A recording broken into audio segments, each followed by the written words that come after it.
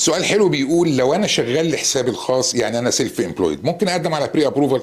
ايوه ممكن. لو انت سيلف امبلويد برضه بتقدر تقدم على مورجج بري ابروفال، لكن العمليه ممكن تكون مختلفه شويه عن الشخص اللي عنده وظيفه ثابته.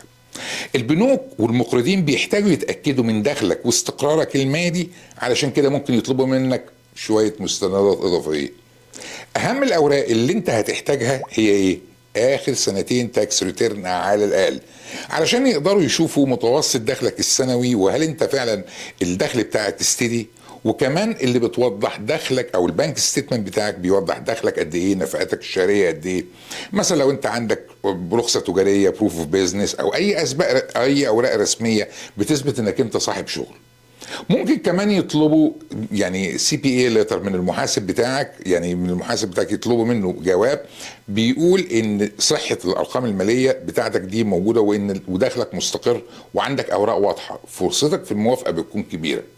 ولو مش عارف ازاي تقدم او ايه الاوراق اللي محتاجها بالظبط، كلمنا واحنا هنساعدك خطوة بخطوة علشان تجهز ملفك وتاخد بري ابروفال باسرع وقت.